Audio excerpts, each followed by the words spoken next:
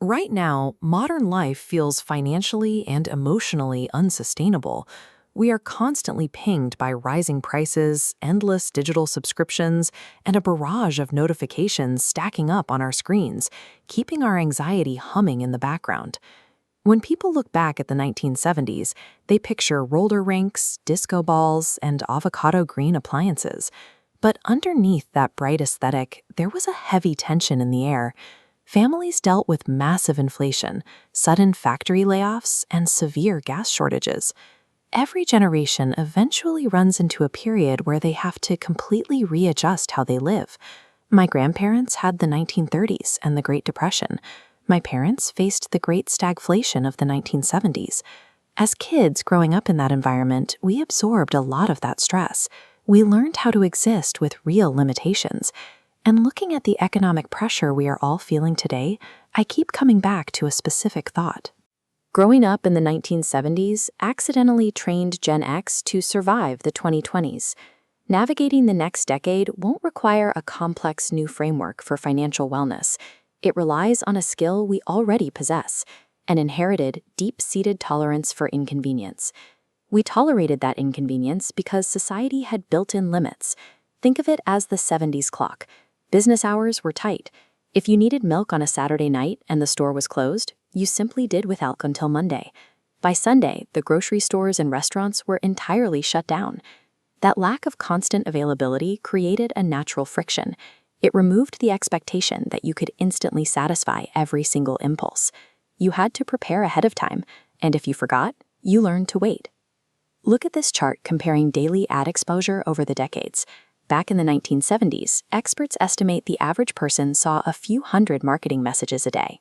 Today, that number has spiked exponentially, approaching 10,000 individual ads every single day.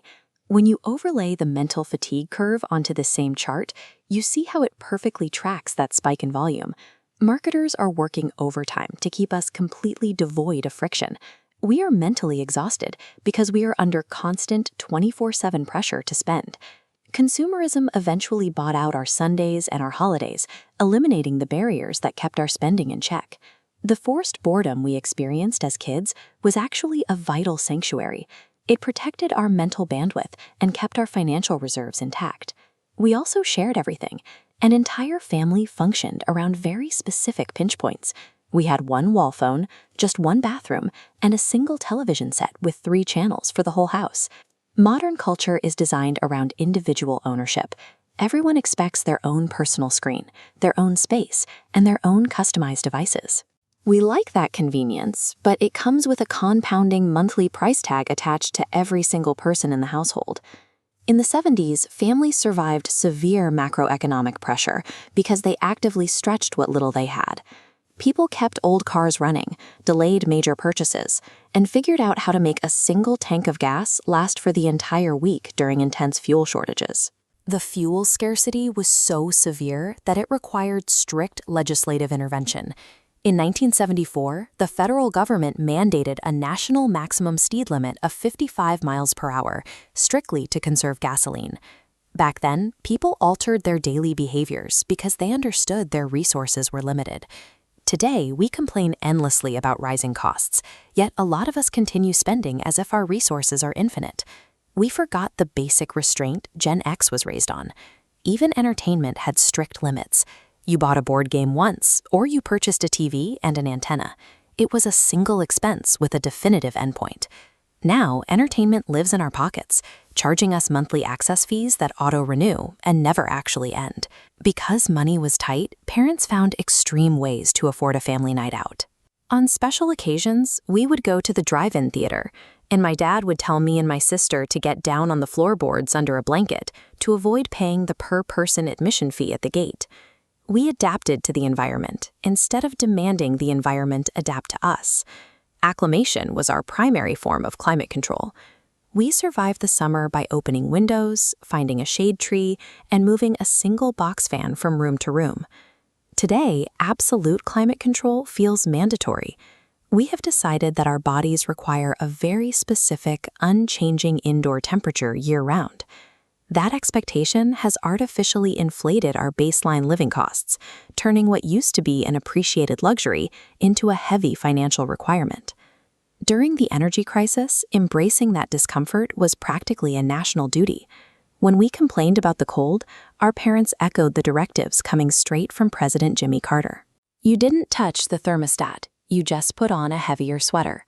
We grow accustomed to these modern comforts little by little, but the more dependent we become on endless entertainment and seamless temperature-controlled living, the harder it gets to reverse course when the economy tightens. We are currently paying a massive convenience tax. Our society's endless pursuit of frictionless living, absolute privacy, and instant delivery has turned a basic middle-class existence into a premium service, and achieving that convenience has trapped us. We normalized everyone needing their own version of everything. As a result, we find ourselves financially crushed, while simultaneously becoming more technologically connected and more physically isolated. One practical way to build resistance is to intentionally practice a 70s Sunday. Pick one day a week to shut it all down. No shopping, no scrolling, no online ordering. Just sit with the boredom and practice absolute abstinence from spending. A Gen X childhood functioned as a rigorous training period for emotional regulation and financial defense. We developed the internal tools to manage scarcity decades before we needed them again. Navigating the 2020s doesn't mean we have to live exactly like it's 1974, but finding true financial breathing room won't come from endlessly expanding our income. It comes from consciously choosing to decrease our dependency on comfort.